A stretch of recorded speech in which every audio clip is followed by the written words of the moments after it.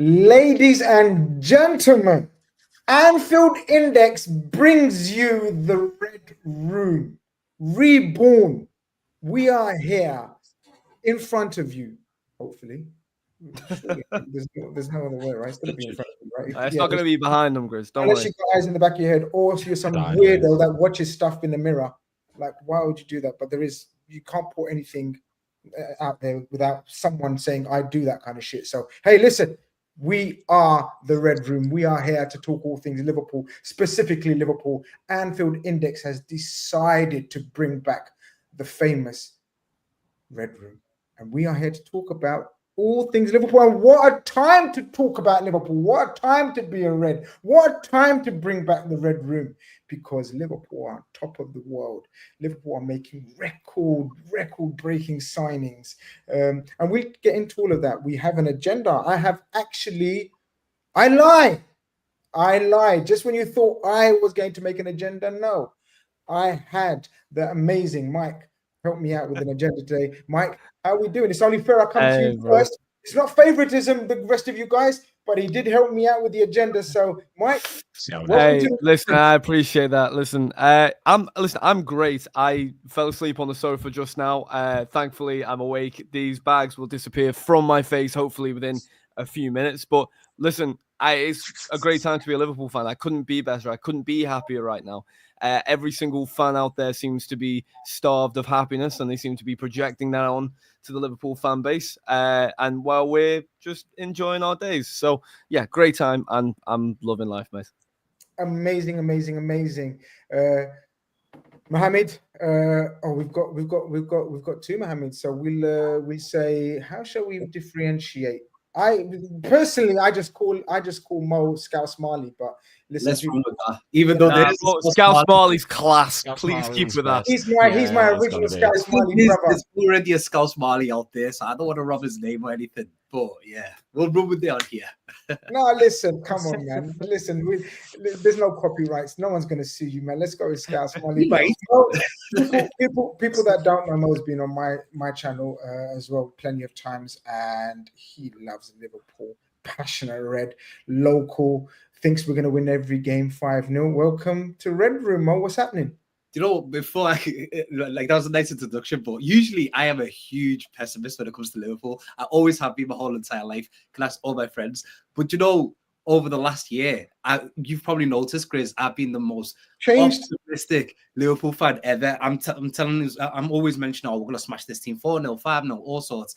And the reason it's because we're one of the best teams in the world, if not the best team in the world, in my opinion. We're amazing. Right now, as you said, it's an amazing time to be alive. I'm still high off life being champions and like getting to celebrate it. Oh, it's just the perfect time, smashing transfer records. Honestly, I feel like I'm dreaming at some points. But yeah, this is my club right now and I'm loving it. Amazing. And we've got Mo at CopWop79. Make sure you go and subscribe and follow him as well. Mo's season ticket at Anfield. So we've got a bit of everything. We've got Mike giving us Mike, we forgot to tell people that you're out actually in Dubai. Oh, so you got it? You're very close. I'm about an hour down the road. I'm in Abu Dhabi at the moment. Yeah. But Grizz, don't worry. Listen, in 2 weeks, I'm back home. I'm back on your schedule. I'm back on your times. No, we like the bags under the eyes. It's something different. Oh, do we? I don't like them.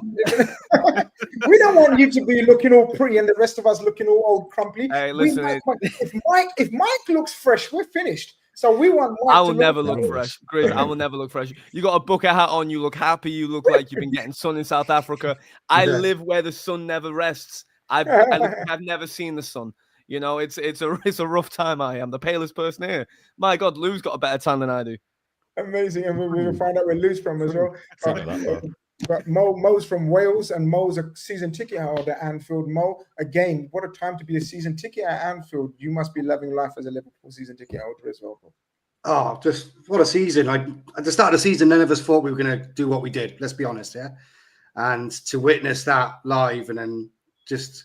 I think the Brighton game after that is when I thought, that's it. We've got this. The comeback when we went to 1 down and Salah scored the winner. That's when I think the whole ground started to believe. And then the Tottenham game, I've never experienced an atmosphere like that in my life. It was just magical. And And I hope look, I'm selfish, I'm greedy, I'm you know, I'm going to commit loads of sins and gluttonous. I want it again. I want to experience it all again. I want it all. I want it all. I want to win more. So yeah, and what a summer we're having so far to make us, you know, hopefully set up for that. Excellent, excellent. And of course, last but not least, Lou is in the building as well. Beyond the Cop, he's got his own YouTube channel. Make sure you go and check out his stuff. He's working extremely hard behind the scenes to put the effort in and to put content out there. So make sure you go and check out his content and his YouTube channel and his videos. What a time to be a Red as well. Hey, Lou, amazing time to start a channel, hey? Yes. Yeah, I was going to do that. No, Okay. don't kick me off. No, mate, honestly, the euphoria I felt, again, to be able to actually celebrate that title win, supporting this club over 20 years, like, from Liverpool, that no moment in my life, sorry, babe, can match winning that title and seeing it lifted and being at that parade. Imagine not being us, seriously, for 2 minutes. City with all their titles, cheat the system all you want. Imagine finishing second 3 seasons in a row and look at you, Arsenal. There is no club like us. We are the best on the planet, bar none. I couldn't argue with any of that. But this is why we're here. We love Liverpool. We love talking about Liverpool. And this is why we're bringing back the Red Room on Anfield Index. Guys, if you haven't subscribed, if you're watching us on Twitter, come over to the channel, YouTube channel. Give us a thumbs up. Is it a thumbs up? Is it like, you know, sometimes... Been a minute since you've been it. Yeah, no. South Africa's burned your brain. Yeah. Can you tell I'm a bit jet lagged or jet lagged? Yeah. You know? He's a bit jet lagged, boys. I'm a bit jet lagged. That's how jet lagged I am. But guys, as I said, if you're watching this on Twitter, make sure you come over to the YouTube channel, subscribe, hit that like button, and support us. We're going to try to bring this on a regular basis. We're going to try to bring this on a regular time, regular slot, and that's the only way we can build our relationship with the community and with you guys. And we're going to talk all things Liverpool, basically. And let's get stuck in, Mikey. Let's talk about the topical things. And topical things, I guess, right now is probably the Robertson news, maybe. Everything else we kind of know. We knew players were going to come in. We knew probably the players that are going to leave, the likes of Chiesa, the likes of Nunez. The Robertson one's a bit of a bombshell. How do you feel about Robertson possibly going? It's a bit of a surprise, I suppose, because I think when we were all hypothesizing on how the season would go, the summer would go, a lot of us all went to Tsimikas. You know, we felt Tsimikas would leave, Robertson would take a step back, Kirkes would come in and he would start. But I think a lot of us probably didn't take into consideration, and I mean this as a compliment, but when you've been one of the best in the world, there's a certain ego that comes with that. I don't mean ego as an insult. I look at Jordan Henderson, for example. Now, regardless of your thoughts on Jordan Henderson, when Jordan Henderson was pretty much told, not just by the world, but by Klopp himself, you're not going to be essential next year in the starting 11. You can go back further, name a bigger player. When Gerrard was told by Rodgers, rightfully or wrongly so, listen, next season, you're not going to be the player that's starting week in, week out. When players are told this, regardless of where they are in their career, if they have once been at their peak, they will not look and say, yeah, I see your side. They're going to say, listen, I can recapture that form. I feel like I can still deliver. I feel like I can still bring it, rightly or wrongly. And I think Robertson's got a bit of a trippier scenario here. You know, Diego Simeone at Atletico Madrid has a bit of a habit of bringing the best out of his defenders, not so much his attackers, but he knows how to bring the best out of his defenders, especially his fullbacks. You know, Trippier's not the only one that comes to mind there. I just can't pronounce half the names, but Azpilicueta is another good example as well. But I think Robertson's got the opportunity here to go to Spain, go to a title-challenging, at least trophy-challenging team, and be an essential part of that for another 2-3 years, probably extending his career a bit more as well. I do think he'd be under probably less scrutiny in Spain than he would over here. So listen, I fully understand the move from his perspective. I'm not going to get into the whole agent debacle that I think a few people have kind of run the narrative with, because I tell you why. I think it's it's very easy to cast the same sort of cloth over every player and say this is the reason why they're saying these things, or why the media are saying these things. But I haven't really seen anything that suggests to me, other than the what I think is a pretty baseless rumor of trying to get a free agency. Maybe that came from somewhere, I don't know. But it's one of those, I think now's a great time. If you can recoup the fee we paid for him, maybe some more if you can, it's a great deal. You shake hands and you go. I'm gutted to see him go. Yeah. But I'm gutted to see him go in the same way your first car that you adore, and even though it's time to upgrade, the tires ain't working, the engine's faulty, it's time to move on. And it's best for all parties. The only thing I'd say on Robbo is that he deserves the reception. He deserves the four corners of the stadium standing on their feet and showing him the love that he deserves. That's what he deserves, and it's a shame that he won't get that. But I do think for him and the club, it is a good time to part. I'm going to get all your opinions, Lou, but I don't think I could have put it much better than how Mikey's put it. I mean, the analogy about the car, it is true. It's like, it's not, it's not where it was when you bought it, and it's there. But and I agree with the recognition of this absolute legend. I don't think we don't need to ask each other, was your legend? No, we know he is. You're stupid. Yeah, that's a stupid question to ask. And I'm not here to ask stupid questions. I'm not here to give stupid opinions, but not ask stupid questions. Robertson, I want to ask you, Lou, though. I know we're showing ruthlessness in terms of outs and ins and showing a total different dynamic to the way we're operating. But can we flex our muscles a little bit and say, no, you're not going to Robertson? Or does he deserve, what he wants to do, because he's been so amazing for us, so good for us? It's very different from the Trent scenario, right? Let's make that clear. Mate, Andrew Robertson is a player who I don't think gets the respect and adulation that he deserves, based on the fact that the past couple seasons have been poor. They've been below standard, and we can see that, like, there's a difference between rose-tinted glasses and just blatant naivety, not wanting to see what's in front of you. We can all see that Robertson's dipping. That's not like he struggled against Dibbling, Madueke, Saka, Cunha at one point this season. You can see he's on the decline, but is selling him for £5 to £10 million worth what you're losing in that dressing room? You are losing someone who is the epitome of would die for this club, would wears his heart on his sleeve, and is willing to give everything 100% of the time. Trent gave 100% in training. My balls. Andrew Robertson is the true epitome of giving your all for this club in every single match and every single training session from day dot to now. And I think Milos Kerkez coming into this club, there is so much you can learn from someone like Andrew Robertson. He's not the fastest player anymore. He's not the most defensively astute. He's not the best passer of the ball like he used to be. You could argue Tsimikas is actually a better creator nowadays than Andrew Robertson, both on stats and on the eye. But he's a leader who's won every possible trophy bar the Europa League. He is a character. He's charismatic. He's energetic. And if you're Kerkez coming into this team, who are you going to learn more from? Kostas Tsimikas or Andrew Robertson, Scotland's captain, who's been in both Premier League title-winning teams, number 6, number 11, number 10. He's been in all of it. And I understand that we should probably cash in. But at the same time, I completely agree with Mike. He deserves that. Jorginho Wijnaldum, Bobby Firmino. If Naby Keita got the applause and reception that he did, big up Naby. Robertson deserves it. Like they all, he deserves. Lad, in another world, Naby put that top corner in the final, and we just sing his name every time we say it. But it is what it is. Luke, can I ask you something? Sorry, can I ask you something about that, Robert thing? Because you're saying the leadership in the dressing room and how it can't be replaced.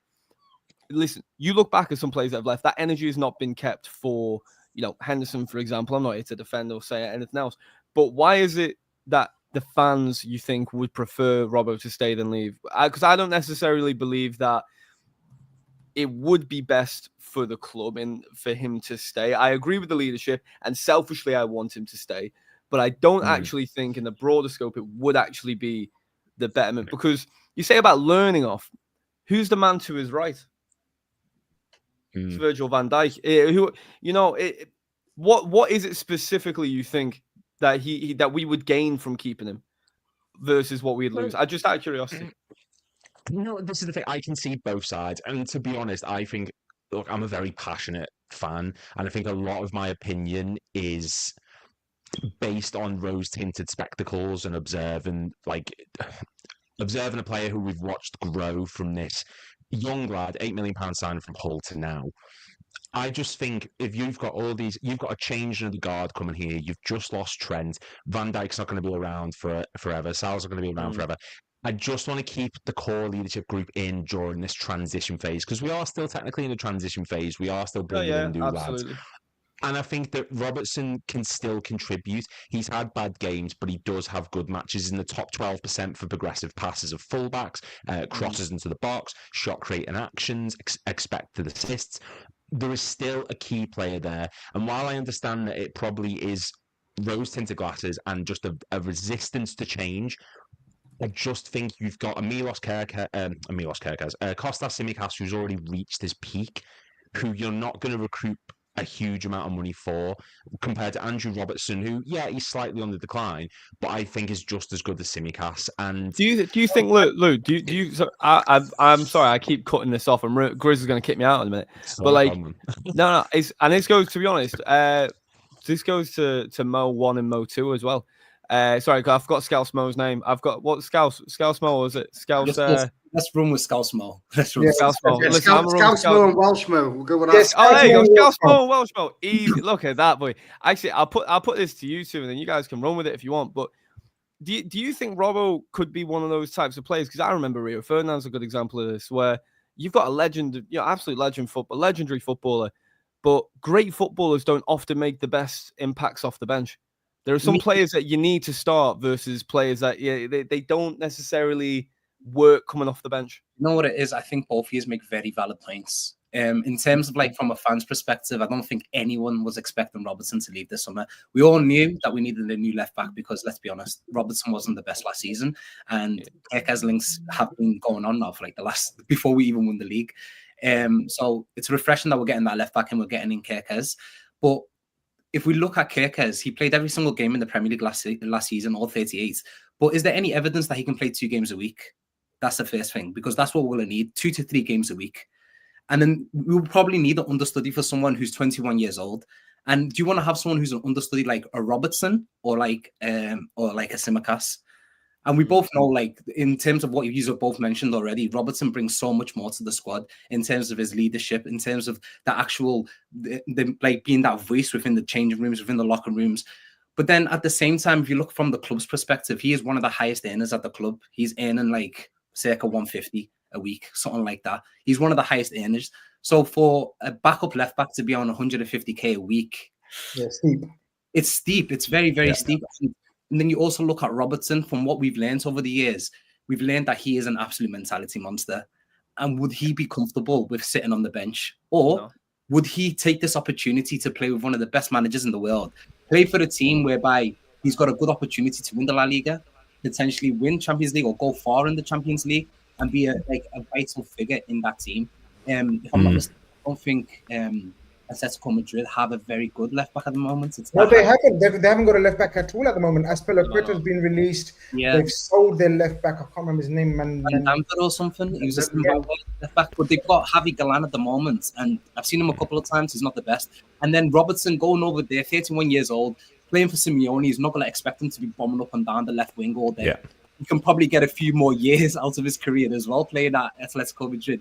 From Robertson's perspective, it makes so much sense. From Liverpool's perspective, in certain parts, it makes sense. You're saving a lot of money in terms of how much wage. But then on the flip side of that, you're missing out on that experience. Somebody who's won 2 Premier League, somebody who's won the Champions League, somebody who's won the FA Cup and the Ireland Cup 2 times. That amount of experience you can't get rid of.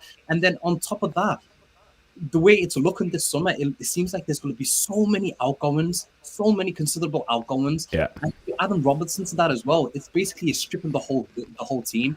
So that certain things do worry me and concern me about it. If you ask me personally, would I keep Robertson? 1,000,000% without a shadow of a doubt. But no, from what we've learned from Robertson over the years and knowing what kind of a player he is, I don't think he'll be happy just holding bench and coming in when Kerkez needs a rest. Well, Shmo, I'm going to come to you, and Mike's asked a very good question in terms of what does he bring? Like, why do you guys want to keep him? And I don't think he was suggesting it's his opinion, but he's just saying it's an opinion. Where are you with this? Like Robertson, keeping him for the experience, one of the leader, very few leaders left in that circle. Sort of, we had that leadership group. Yeah. It's dwindling. It's dwindling if Robertson leaves as well, as seems likely. Or are you going to be ruthless and cold and think about Liverpool and Liverpool only and say, you're staying, Robertson, we're not letting you go? Because he is an absolute loyal soldier. How do you deal with the situation? I would let Andy pick what he wants to do. I think he's deserved that. And if he turns around and says, look, I've come to the point where, going back to Mike's original point, I think he is a rhythm player. And the last couple of years, it shows that when he's had the odd niggle or two, it's always taken him 2 or 3 games to get back into the flow of things. So I think to be consistent for a Liverpool left back, you need to be playing every game. And obviously, he's not going to get that with Kerkez there. So, great points made by all already. Again, the salary is another point as well. I think with Tsimikas being on 75 and Robbo on 150, 160, it just makes sense. No-brainer. It is a no-brainer. You're saving a lot of money there as well.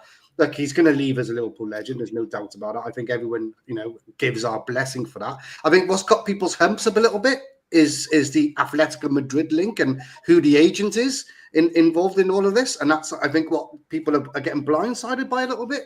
But, I think from Robbo's point of view, it's a World Cup year coming. Like one of your came up on a chat earlier. I think that's a valid point as well. But I would let him decide. And I think either way, I think we benefit as a club. A lot of people say, look, yes, we're going to lose experience, but there's still experience there.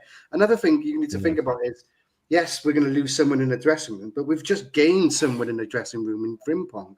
Yeah. So if like, I'm just throwing it out there, keeping Andy Robertson, will I keep someone like Frimpong in his shell a little bit, because there's someone senior than him? No, let them flourish. Let them be whatever. You want new leaders to grow. You want new characters. We got Ali, we got Virgil van Dijk, we've got Mo. Okay, there's leaders there already throughout the spine of the team.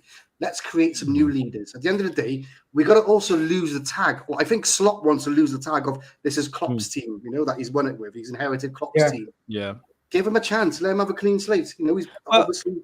With the players coming in, it's going to be refreshing to see what's going to happen. Robertson I think the problem he's had is we've been overly reliant on him for a good few years now.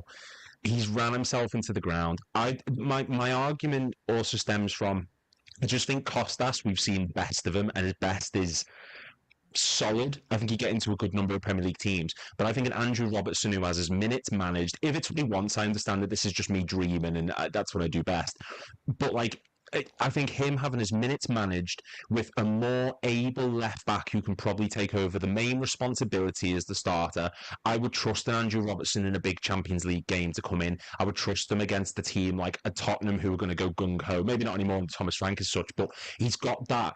I'd trust him in a Man United game, those kind of gritty derbies where you need someone with his fight or flight response, and there's no flight. I trust him more than I would a Tsimikas, who I don't ever look at him and think, you've had a great game there. Can't recall many instances where I've seen him get above a 7 out of 10. And the same's been said to Robertson for the past few years. I completely understand it. But I just think there's a bit more to him, and losing him for a nominal fee is just... I just can't see much justification for myself personally, but I can see the negatives of keeping them at the exact same time. There's no right or wrong with this. Just to add to what Lou was saying there, we're looking at this from a perspective of one of the two will stay, Robertson or Tsimikas. What happens if both go? There could be a case that both of them go, honestly. I prefer if both go. Is that mad? Is that a wild one? Quite a long time now, we've been under the impression that Tsimikas will leave. Every summer, we always think Tsimikas, this is his last summer. He's definitely this summer. What if both go and Hato comes in, for example? Say that again? What if both go and someone like Gerard Hato comes in? If they both go, it's just... But this is my point, guys. But this is my point. This is look, I know it's wild season and it's transfer season, and we've been starved of transfers and we love it. The hype, the excitement, transfers. But is there an element of too much change, guys? That's what I was about to say to you, Grizz. Like, I love transfers, don't get me wrong, but I'm a little bit concerned. It's a team that's just won the Premier League, and it looks like we're stripping the whole team and starting afresh. But the thing is, we've there's actually a case study out there with Onslaught. You beat me to it. I was gonna cut you off and say it. Go on. Yeah, in his first season, when they got to the Conference League final, which is a huge achievement for Feyenoord. Absolutely. Not only at the end to Jose Mourinho's Roma, but that summer he got rid of so many players and brought in a whole heap of players, and then goes on to win Feyenoord's first Eredivisie for like a decade or something like that, for a very long time. It was the first. I hear you, but I hear both of you because Michael's going to bring it up as well. That's fine. That's fine. It's Liverpool, man. This is Liverpool, and we're up against. It looks like it's already happening. But then, if you want a Prem example, Robertson's got. We can go through the list of how many players potentially could be gone, or they've got a question mark on them. Robertson, Tsimikas, Keller has gone. Konate's going into his last season of his contract. No contract's been signed just yet. We don't know whether Endo will stay. Luis Diaz, there's been links. Nunes, there's been links. Jota, it's mad, guys. Crazy. It's actually mad. Could I ask something here, just to give Robbo his due? And I'm not going to ask the question, is he a legend? Because we know he's a legend. But I was just having a thought. I'm of a firm belief Ashley Cole's the best left back the Premier League has ever seen, probably will ever see, right? Just as I started getting into football, Ashley Cole was a fullback I see, and I thought that's the one. You're not going to beat that. Is Robertson in the conversation to be second? Right, he's second. Well, the other argument would be Dennis Irwin. To give credit, like Dennis Irwin was, just to give a broader scope, like Dennis Irwin would be the argument. I'm gonna say we're probably gonna go 5 out of 5 here in saying that Robertson does come above Dennis Irwin in terms of legacy, in terms of what he's leaving in the Prem, in terms of impact. I'm definitely the oldest on this panel, and I can say I saw Dennis Irwin in his prime play, and that's a great shout. That's a great shout. Dennis Irwin was your ultimate 7 out of 10 every week for the majority of this season. But Robertson, I believe, and I don't want to dwell on my opinions too much. I want to get your thoughts, guys. Robertson has given Dennis Irwin would very rarely give you a 9/10 out of 10. I believe Robertson has given performances where you think, wow. Like stunning performances from left back as well. Like, he's been up and down quality of assists. And obviously it's very easy to just remember the last 12 months, 18 months. But you got to remember the energy and style that he's played in, right? In a Klopp team, it's totally different, guys. 100%. Dennis Irwin was a conservative set piece master, penalty taker, free kick taker. But the energetic style of Robertson is completely different. But look, moving on from Robertson, guys, I think we're all mixed. I don't get a sense of someone having one defined opinion. I think we're all kind of easily swayed. Like, if someone makes a comment, we're saying, yeah, I get that. And then we're saying, but, and then, yeah, I get that. But what does it mean for Tsimikas then, guys? And I'll come to you, Welshmo, first. What does it mean for Tsimikas? What are you doing with Tsimikas? Let's just assume for now Robertson decides to go. I would upgrade on Tsimikas as well. And I know I know there's a point that everyone's going on about what is too much, okay? And I get that. However, if you break it down, when we're not actually selling, we're only, if we were to believe what we're going to sell, first team as you can talk about. Probably 2. Potentially Diaz and potentially Nunes. But Nunes really, it's a 50-50 starter. So if we deep it really, yes, we're going to potentially linked with a lot of sales, but the sales we're doing are mainly bench players. And the way I look at it we're upgrading our bench now. With the odd, maybe the odd striker going to be changed, okay? Now, the core of the team, that back four, the midfield, Salah, Gakpo, is still there, So I kind of disagree with people saying, no, it's too many signs. I think what Slot's understood, Slot rarely changed his 11. He rarely rotated as well. So I think he's kind of knows his fixed 11. He's going to sprinkle a bit of magic now with Wirtz, and, we can get onto that way he's going to play. But I don't think... I genuinely think there's going to be about 6 out, 5 in my opinion. And that 5 in is going to be probably 2 first teamers, 3 bench upgrades. That's a great point, though, because he didn't. I mean, I'll come to you, Luke. Sorry. Because Slot didn't trust his squad enough, did he? It was the same 14 stroke 15 players pretty much every week. And if we're changing or if we're improving the squad quality, then maybe we should be as ruthless as it seems like we seemingly are. Are you okay with that then, in terms of that many changes? I am, yeah, definitely. Within reason, I don't think we can particularly. I don't want to do a Chelsea here and completely gut the squad and bring in about 50. But the answer that we're looking for could be internal. If you want an example, we've just had Conor Bradley step up majorly. We've got Owen Beck still at this club. I love Owen Beck, by the way. Promising left backs. I love Owen Beck, by the way. But apparently he's been injured a lot. He has, but so was Conor Bradley. He's had his knocks as well. I mean, we do have viable options there. And as much as I do enjoy seeing big signings, and obviously we'll get to that, and bringing in lots of players that we need, this can't become a Chelsea situation where we're going to go out and spend X amount of money on like 15 players. But the difference is, if we did do that, I have full faith in everything behind the scenes, the way it's been, that those 15 players would come in and 14, maybe, or 15 of them would be successes because the track record's so good. Mike, the final contentious decision that we need to make, I feel, in terms of outgoings, I think the rest pick themselves. We're fine with that. Right, guys. I think one of Kwanzaa or Gomez will go.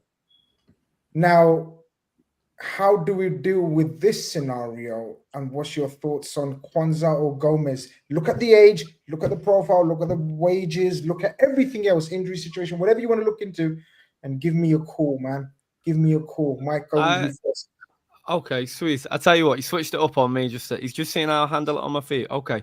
Listen, what I'd say with this is Gomez was obviously a little bit stunted in his relationship with Liverpool last season when we tried to use him in a negotiation with Gordon. We offered him to Newcastle. He was unaware of this. That obviously affected him, and then he started to deliberate his future with Liverpool.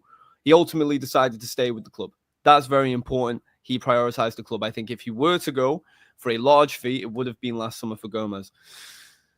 The question with Gomez is fitness. It's always been fitness. When he's fit, he's one of the best. He's durable. I say durable. Sorry, he's a multi-useful asset for the club. Kwanzaa, on the other hand, is kind of on the other side of the spectrum. His price tag comes from his age rather than his quality. I think Kwanzaa is good. I have yet to see him really hit a fantastic ceiling or have an outstanding game. I think he's had an outstanding game for his lack of experience.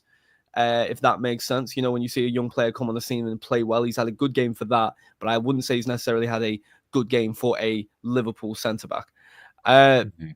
If I'm to cash in on either one of them, I'm probably going to utilize Kwanzaa in a deal for a player rather than Gomez. I think Kwanzaa probably has more suitors. I think Liverpool would also be probably more open to moving Kwanzaa on and bringing someone else in.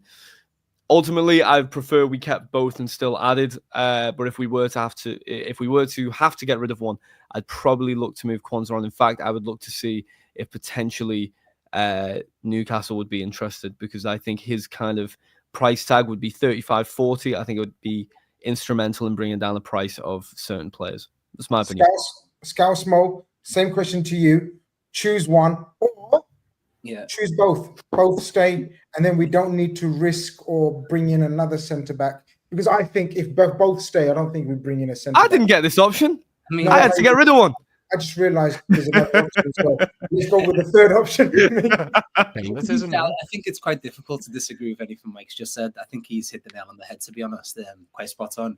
In terms of Kwanzaa, he's good, but we haven't seen him be great. But he's young. You know, he can still develop, and Slot can improve him. And you never know, in a couple of years, he could be that world-class centre-back. With Gomez, the problem with Gomez is he would be a perfect third-choice centre-back to rotate with Van Dijk and Konate and give them a rest. But he's just always injured. It's the issue with Gomez. He's just constantly injured, and it's so frustrating. Thing is, if I had to pick one of the two, at least Quansah will actually be able to be fit and be on the bench. And he's young and he could potentially develop. So I would rather get rid of Gomez, as hard as it is for me to say that. But the thing is, if we do get rid of either one, I wouldn't get rid of either. I think we'll just keep both, because I don't think this summer is a summer that we should be rejigging the centre-backs. I think we can think about that next summer. As I've mentioned before, there's a lot of changes happening this summer, and I don't want that. I don't want that to happen at centre-back as well. But if one of them does go, going back to the left-back chat, I think we should bring in somebody who's versatile enough to play left-back and centre-back. And that name that's constantly been linked with us is Gerald Hato. He can play left-back, he can play centre-back. So if one of those two were to leave, succession planning, especially for Virgil as well, if I'm not mistaken, Gerald Hato was a left centre-back. And Virgil's not going to be here forever, guys. Sorry to break it to you, but his contract ends now in 2 years' time.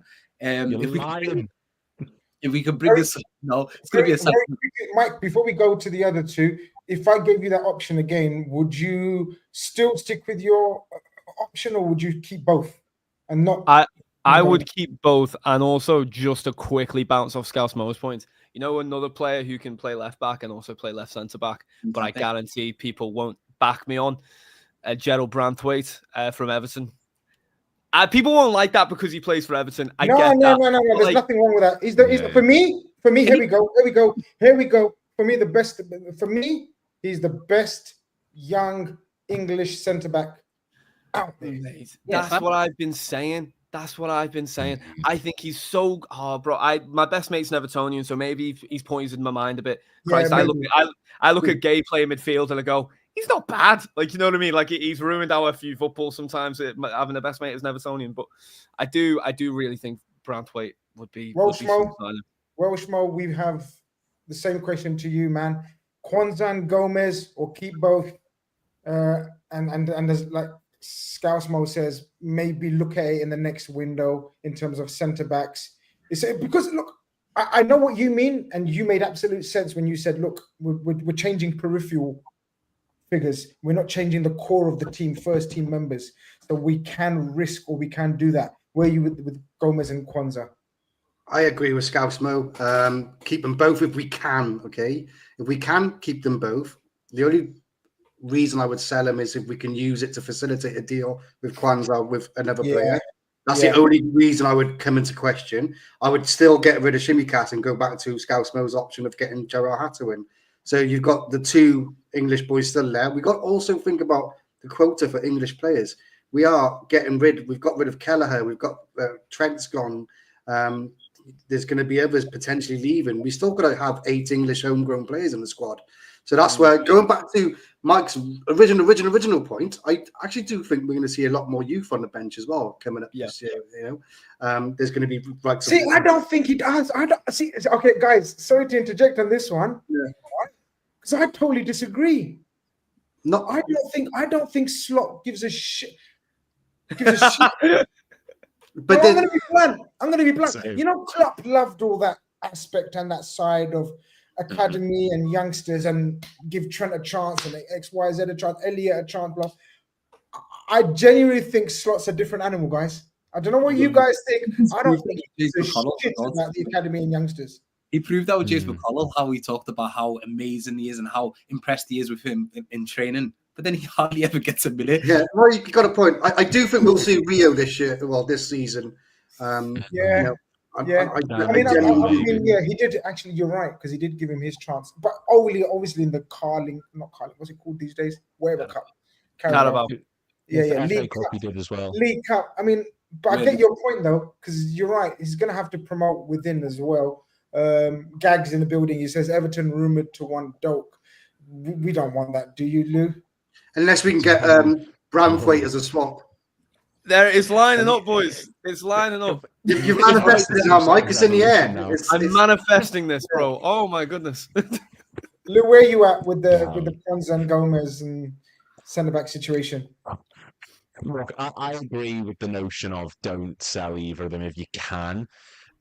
But at the same time, I look at the two options that we've got, and you've got a Joe Gomez who, again, I might sound like a bit of a nostalgia merchant. I love Joe Gomez. He's the only player to have been here pre-Klopp era.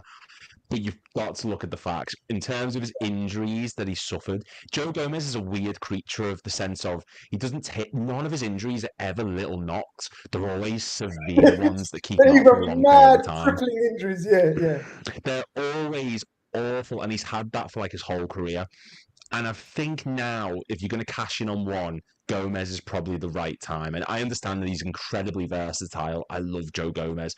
But you've got Jarell Quansah, who people have given up on so quickly because he's had one bad season. What we've got to remember is that first season, he overachieved. He was matching levels that no one thought he was going to make. That's what's in him. And he spent his entire youth career building up and learning Klopp's style of play, because that's what they do in the youth academy, so that when you get into the first team, you're able to hit the ground running, and he did that. This is the first time in his senior career, bar Bristol Rovers, where he's had to go through a seismic change of management. And I think one bad season, because it was, to be fair for Quansah, does not justify get rid. He's still incredibly young. He's still a decent backup to have. And I think in matches, maybe not so much this season, but last season in particular, have warranted him being given the opportunity. Gomez, like Scousemo said before perfectly, I would rather a centre-back who's ready-made and available than a centre-back who's never fit enough to play. Joe Gomez hasn't played since December because of injuries. Is that what you want as your backup? Absolutely not. And I think you can get a decent fee for Joe Gomez. If a team like, say, Gahey makes a move somewhere, wink, wink, nudge, nudge, who's to say that Newcastle don't go in for Gomez, Crystal Palace don't go in for Gomez? Who's to say Newcastle don't go in for Gomez? A Aston big Villa team could get him in there. Yeah, that's a good point. Yeah, good point. I've agreed. And I actually probably, it seems like me and Lou are probably the only remaining Quansah fans on this planet. I'm still not giving up on Quansah, guys. I get it. I absolutely get it. I'm not blind. We're not stupid. He has had a horrible season. But he's Chris, we may be fans, but ultimately, if the gaffer doesn't like you, yeah. And I got I just get the gut feeling Slot is not sold on Quansah. That's my gut feeling. I don't know if anyone else agrees, but he's had opportunities to come on lots of games this year, where as compared to last year, where Klopp would have brought him on in games and so forth. Slot hasn't. I just got a feeling Slot doesn't fancy him. Even after 45 minutes against Ipswich, he got hooked, and he made his mind up then, in my opinion. Slot did. I think when it was clear to us that Slot doesn't really rate him, I can't remember exactly what game it was, but there was a game when Gomez played centre-back and Quansah played right-back. And that hasn't been for usually. Newcastle. It was Newcastle away, was it? Yeah, Newcastle away. Yeah. Typically, normally that would be Quansah centre-back, and then Gomez would be right-back. We've talked about Gomez very versatile, can play left-back, right-back. We've even seen him play DM.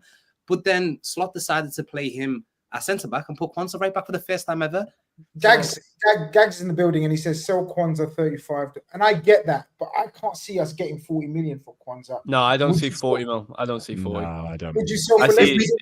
Is it worth pursuing then? If we're getting the maximum, let's say the maximum offer we get for Quansah is 25 million, right? I think it's worth pursuing. I think it depends on the offer. It depends on the deal you're trying to do, though. So it's I keep going back to the Newcastle one, just because of the way Newcastle are with their money. If you're trying to get Gordon, or even if in a hypothetical one you're trying to get Isaac, they wanted Quansah. We said no last summer, and then we offered Gomez. Their interest in Quansah will not have diminished. No, absolutely. There's interest in him. Yeah, listen, we all agree there's interest. It's how you use it. So if we're trying to do that to get Gordon, and we go 25 mil off the price tag for Gordon, suddenly Gordon's worth 40. You go, yeah, I'm fine with that. If you're doing it, I don't believe we'd ever do this one. Don't worry. But if, let's say, Villa were interested in Quansah, and you go Ollie Watkins for 15 mil, then you know what I mean. It's that kind of thing. It gives you a leverage in those deals because there are certain. Yeah, there is a bargaining chip. I'm happy to use Quansah in the same way I'd use Jota. By the way, I'd use Jota as a bargaining chip. These types of players where we're not really going to use them anymore. Elliott, another one, bargaining chip. Players Premier League clubs are interested in. They have a decent value. Liverpool don't want them. Someone just put a really good comment in the chat about Van der Berg. We sold them for 27 million. I just seen that comment as well. Yeah. But looking back, shall I tell you something? Shall I tell you something, guys? He's been superb for Brentford. Yes, really bigging him up. He's actually showing levels, that, and so I'm happy 27 that. I'm happy for that as well because I like Sepp. He's always seemed like a pretty decent lad. So I'm happy for Sepp van der Berg. Would you loan Kwanzaa out to a Premier League club to gain experience? What would the gain be? We kept Gomez. Making problems for yourself. I think at the moment, we probably do need to get a centre back sooner rather than later, especially if Konate is going to be going the way he is. But I think you're creating problems by selling or loaning out one of the first teamers or who's in and around the team. Will then have to go out and spend big. And I think if you sell Kwanzaa, at least you're getting a wad of cash that you can use to reinvest on someone else. If you loan them out, you're down one centre back, and you're still going to have to go out and bring someone in. Just curious. I mean, if you're selling centre back this summer, it's probably going to be Konate if he doesn't sign a contract, isn't it? So. I wouldn't even entertain that in terms of. I agree with you that we can't. That was big. Keep giving our players away. I was just trying to get a reaction. I was going to see how people reacted. We can't be in the business of giving players away. Absolutely. If not, you're right, Mike. If he doesn't sign a contract, then yes, we have to sell him. Hey, you want to know what I'm doing? I'm driving him straight down the road to like Brighton and be like, 10 mil, go play for them. There you go, mate. That's what you're doing. I'm not doing anything. I'm not doing anything with this. I'm not. Do you know what? I'm not even thinking. I'm not even going to give it any thought. I'm not leaving it into my thoughts. We cannot in any way. I mean, Kwanzaa and Gomez is a debate. Konate, there's no debate. Especially with Frimpong being a right back now. We're going to need Konate. We're going to need him. Right, so I'm defending of Konate with Frimpong, but I actually think they'll make a brilliant. They will? Guys, I don't want to be a happy, positive, ready, I'm loving the vibes, already. I can set. Do you guys feel the vibes in this squad already? Yeah. I know we need to build up the vibes again. Yeah, we're gonna miss out. A lot of the old boys are gone.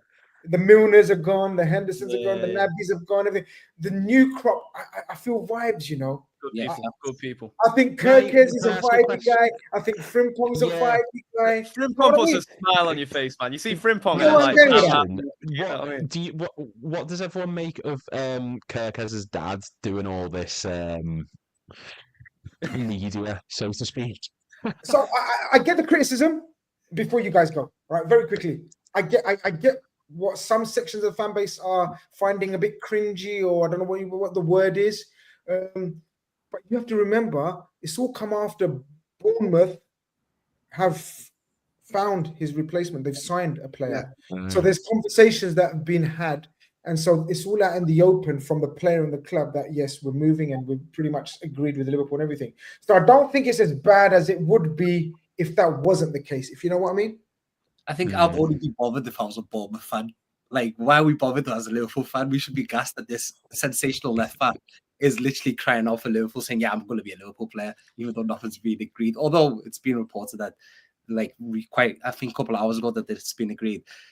At the same time, if I was a Bournemouth fan, similarly to what happened to us with Trent, you'd be fuming. About to say that, you'd be fuming with Kirkes. You still play for us, you still play for AFC Bournemouth, But he does now. That's what I mean. I think the conversation's been had. The difference with Trent was the conversation was that a couple of years ago. Yeah. Anyway, forget about that. Because we can't say that we haven't been in discussions with him for months as well, to be fair. And actually, why are we bothered if he was to go and announce it himself? Happy days. Are we bothered? I love it. I think it's fun. I think it's fun. It's good energy, man. He's gone on the Overlap 2.0, which is hilarious, by the way. Anyone knows that is the Overlap setup that they've just copied? Literally, I thought it was the Overlap at first. I thought it was. Yeah. I thought Paul Scholes had cloned himself or was playing every character like Eddie Murphy did in The Nutty Professor, who's just all sat around the table. But it's class, lad. It's good. The only thing missing was a bottle of Huel. But other than that, it was good. Good on him. I think if what we read is true and what he said is true, I think the key thing we take out of that is Richard Hughes' involvement and how much we've actually underestimated him. Perhaps, because his father spoke very highly of him. He said, look, Richard Hughes, if he told us to go to go anywhere, we'll go. So I think maybe this is, a start of seeing out the fruits of his labor and his network and his skills as well. So yeah, like I'm glad you mentioned Richard Hughes, to be honest, because do you know last summer obviously we only signed Kisa, but there were lots of reports about how Richard Hughes has conducted himself with all these massive across the world and how he's negotiated with like different agents across the world. And maybe going back to the Robertson chat quickly, the links with Atletico Madrid, could this be a power play? I'm just putting it out there. Could this be a power play for a striker that could really revolutionize this football club for us? Like literally be our striker for the next 7-8 years in Julian Alvarez. You never know if we're you never know. We're building that relationship with Atletico Madrid. We might sell Robertson to Atletico Madrid on a cut price deal instead of selling them for 20 million. We're just going to want for 10 million from Atletico Madrid, and that makes negotiations maybe easier in the future if we want to go for Julian Alvarez. Proper 5D chess you're playing there. So I don't want to move the. I can tell you for a fact, and it's very. Some people might find it cringy when someone says, I can tell you for a fact, because you don't know for a fact. But the interest in Alvarez is huge and it's real. But I just don't see him leaving Spain, man. That's the only problem. I can even imagine us paying the money and everything else. And I agree with you, Mo. He's magnificent. He's brilliant. I love Alvarez. I just it's one of those ones like Isak. It's like, just why is it always us that choose the most complicated and the most difficult deals? Why always us, man, that find out ourselves in these dilemmas? The scary thing is they're the two, in my opinion, for a striker, they're the only two options. Apart from them, so I'm not convinced in anyone else. I agree. I'm not moved on the Etitike too much. I think there's a good player in there, but I don't want us to. I don't want us to sign the project striker. I feel like we need to move in such a Let's finish the last segment of the show. Right, we've talked about the defensive cover and everything else. We know all eyes now are on probably sales, right, and then see if we can bring in a striker. And we know now, if we didn't, that Isak is our number one target choice, whatever. Is there a possibility of that happening? Let's be realistic. Let's not be deluded and doolally, right? Let's try to assess all the situation. And if it is, then okay. If it ain't, do we go for our backup option, which is seemingly at this stage, Alvarez is, I believe, number 2, but it's not going to happen. So Ekitike is our number 3 option, seemingly. Do we go for number 3 option, or do we keep our powder dry and then wait, like we did with Virgil, like Naby, like Allison, like everything else? We wait, and we wait for our number 1 target, because realistically, Newcastle will want 1 season with him in the Champions League. One by one, we finish on this topic. I mean, I think you can't. Look, I know as much about the behind the scenes workings of this as Stevie Wonder does the Colour of the Sky. I think if you're talking about like Alexander Isak and who he is as a player, you can't deny that he's ambitious. We've seen that with Newcastle. For Liverpool this summer, we've shown that we are going full pelt and we are not going anywhere next season. We've laid it on the table and said, it doesn't matter who you sign, who you go for, we are going to be sticking around next season for number 21, number 7, number 11. The sky's the limit. There's no guarantee in a year's time, like if we wait off like we did with Van Dijk, like we've done with other targets in the past, that another club doesn't come in and snap up Isak. Who's to say that he doesn't have an awful season and he's actually cheaper and another club comes in and swoops in? Who's to say that he doesn't have a phenomenal season? Newcastle get Champions League football again, win another trophy, and suddenly he's thinking, ooh, I'm not too sure. You've got to strike now while the iron's hot. We are wanting to, we want to staple ourselves as the greatest club in Europe next season. If you want to do that, you have to sign the best. And signing an Ekitike, like Mike perfectly said, who's a long-term project, might pay off in a few years. It's not going to pay off for now. Alexander Isak, Julian Alvarez will pay off for now. And I just think you have to really, really go for these big targets if we're wanting to really cement ourselves at the top of the Premier League for another season. Who's next? I'll go. I think the only way, and I'm just being realistic from my perspective, the only way Isak's going to happen is if he hands in a transfer request. I just can't see it happening any other way. And answering your early question, yes, I think we would wait. You know, if it means we can't get him this year, if he doesn't hand in a transfer request, I don't reckon we'll get him this summer. I think we'll wait and gamble on the fact that Newcastle probably won't get Champions League, or try and get the price lower next season. A stopgap, maybe. Try and pick up a loan striker. Ramos from PSG, maybe, someone like that. But I just think we'll wait as long as we don't sell Diaz, because Diaz then can play the false nine if we need to. Like, I mean, if we sell Diaz and Nunes, then I think we need a striker, definitely. I'm not really on board with the waiting thing, to be honest with you. Oh, I'm not on board with it. I just think we've done it before with Van Dijk and other players. We've definitely done it before, but I think striker is a very important position. And personally, I don't really want to see Diaz as our false 9 or 9 again for another season. Yeah. There is a potential possibility that Wirtz could be that false 9, and I don't think we'll have enough time to talk about Wirtz, even though I really wanted to talk about Wirtz. Yeah. You know, I'm still in shock that we're signing them, but we can save that for another day. Exactly. Once it's officially, well, we know it's pretty much it's done, but we can talk about that. But I wanted to get existence months ago. Don't forget that. Spoke it into existence. But yeah, with it, honestly, I don't think anybody really knows where he's going to play definitively. No. So if we're not going to get either Julian Alvarez or Isaac, there is a potential that he could be that false 9. I would rather do that, honestly, and yeah, wait for next season and then buy. Like, you're not convinced. So you're not convinced on anyone else.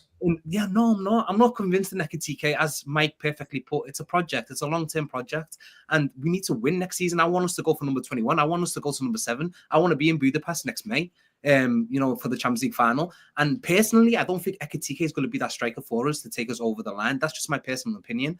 If it has to be Isaac or Julian Alvarez, I think they're the best 2 strikers on the market right now as we speak. If we can't get them, I don't want to get a little stopgap signing or a player on loan that can just play striker for a little bit. Continue with Jota, unfortunately. Not unfortunately, because I don't think we will sell him anyway. Just keep him in the squad. But it's difficult. Honestly, just go out and get one of the 2. Simple as that. What about Osimhen? Yeah. Nah. Listen, the thing with Osimhen, just right off the bat, because I've seen someone in the chat put it there, he wants 300k a week. Where I don't see us bringing in a forward that's not Prem proven and giving him 300k a week. That's the straightforward of it there. Now, you do have the thing with Nunes supposedly being linked to Napoli. Is there something in that we could use to our advantage to bring the fee down, maybe make it a bit more feasible financially? I don't know. But overall, for me, I'm very similar to Scouse Mo. It's Isaac or bust in a sense, but I don't want to close my mind off and say if Liverpool get linked to another striker that I haven't thought of yet, then I'm going to go no. Because what we need basically guaranteed next season from whoever our 9 is 15 Premier League goals, which isn't actually too big an ask when you think about what is around them. The sales pitch from Liverpool is probably the best pitch you can put to a striker now. Behind you, you've got 2 of the most exciting fullbacks in the world. You've got the most exciting 10 in the world. You've got a Ballon d'Or nominee on the right. And you've got flair coming from the left, whether it's Gakpo or Diaz. You've got an Argentinian World Cup winner, McAllister, as well in midfield. And you have Dutch young player of the season, Gravenberch, in that midfield. You also have Van Dijk. You also have the best keeper in the world. There is mass appeal just off the players you can play with alone. So I'm not worried necessarily about the pitch. When you look at who's on the market, it is dwindling. I've got to be honest. I've said this before. I didn't want him necessarily as a starter, but I like the look of a Liam Delap to come in place of Jota. You have a fully fit backup 9. I think that would be almost as important as getting a proper 9. Jota's fitness is now getting to the point that's affecting the game that he plays now when he is actually fit. So I really have lost quite a bit of faith in Jota, because even though he's one of my favourite players at a point. You think Nunes moves on, so then I don't really count Jota. I count Jota in the same way I count Thiago. He's a luxury player. If he's around, great. If he's not, I'm not going to think about him. So then we have no striker if Nunes goes. Yeah. Chiesa's going. Nunes is going. That's 2 slots in your forward lot. Go sign. If you can't sign an Isaac and you can't sign an Alvarez, make sure you go sign a Wissa, Ollie Watkins, Liam Delap type of forward where they're just dependable. I'm not asking, as I say, I'm not asking for, I'm not saying they should be the starter, but you go and find someone who can just be dependable. How much do you think Wissa would command? I don't think this is going to cost as much as people are making out. I might be wrong, but I'm pretty sure he's got 2 years left on his contract. I think Brentford financially might need a bit of cash coming in. I know they've got They've got Mbeumo going for 60. You probably think this is worth under that. You probably get Visser, 26 years old, 20 goals last season for, what, 40 mil? It's not bad. What But about the thing I'm finding with all of your guys' responses and opinions is, like, where's the trust and faith in the process gone, lads? So if you're all saying Isak or bust, why not go for our second, third options? Because in the past, let me remind you, in the past, our second and third options have ended up legends of this club, boys. I hear it. Well, Grizz, throw the question back at yourself. Answer it yourself. Let's say we don't get one or two. Who's the one you want? Ekitike has grown on me because I want Ekitike. I tell you why. I hear that. Ekitike is, in my opinion, again, and I haven't done that much research on him, but I am doing more and more as the links get stronger and stronger. Ekitike reminds me of Isak at Real Sociedad just before his breakout season. Now, Ekitike has only had one brilliant season in 3 or 4 since he's been on the scene. Obviously, he had a great time at Reims, which then PSG thought they could take advantage of. PSG, he didn't flourish at PSG, but PSG, we know, bloody hell, they went through a bit of a transition situation, whatever, blah, blah, blah. And now he's gone and rebuilt his career. Are we saying give him one more season before we take that plunge? And if so, the price, isn't it? Because I agree that he'd be a good one, but like right now they're demanding 100 million euros. No. I wouldn't go anywhere near that price. I think they sell at 60. I think push comes to shove, they may sell at 60. Would you do it for 60? Absolutely. See, that's the difference for me. I would absolutely do it at 60. My biggest put off with him is I do not want to spend 80 million on a unproven forward. 60 in today's market for a 22-year-old that you can mold, I'm fine with. I do not want him to be touching an 80 million. We did that with Nunez, and we're in the position now where 2-3 years down the line, we're wanting to get rid of him and bring someone else in. If you do that for Ekitike, it could work out perfectly. But 60 million is a far more reasonable price to be paying for someone who's unproven than 80 million. But guys, it's important that we get this striker position right this time, because if we do get Ekitike and then he turns out to be like Nunez, and then we're looking for a new striker now again, and we're looking to spend 100+ million on the new Isak or the new Alvarez. We don't want to be in that position. Like, unfortunately, the Nunez failure, that transfer was a huge failure because it was replacing Bobby Firmino, and obviously that's very difficult to do in the first place. But we replaced him with Nunez, completely different profile to like what we had in terms of Firmino. And I really do feel like that Nunez signing, it's quite obvious, it set us back, obviously, as we can see right now, 3 years in terms of the striker position. So that's what I'm saying. We really, really need to make sure we get somebody who's a proven quality, who's ready to set the ground alight from the first minute. And the only 2 players that I can think of that can do that for us is Julian Alvarez or Alexander Isak. I do think it's something to note that Newcastle have signed João Pedro for 60 mil. That's another thing, yeah. That's like you look. I don't know. That's more to replace Callum Wilson, I'd say. But Grizz, I'm an eternal optimist, and I will mend any bit of information towards my own gain. So unfortunately, I don't think João Pedro's going to go to Newcastle to just hold bench. I'll be honest. Yeah, he's going to be a starter. He's going to start. But where does he start? Because he's not. What can he play? 10? I think their future planning is Isak's departure, and rival fans are just going to have a head loss when we sign 2 marquee players in one window. It's going to be great. Yeah, I love this. Look at the eternal optimism in the Red Room. By the way, my God, I love that. Just watching rival fans' heads drop off because we spent 100 million is great. Hey, Welshie, when we sign Ollie Watkins in August, yeah, man, I can't wait. That's fine. The heads will still drop off then, like, you know. I guess it's the best way to finish on optimism and upbeatness, because that's where we are as Liverpool fans right now.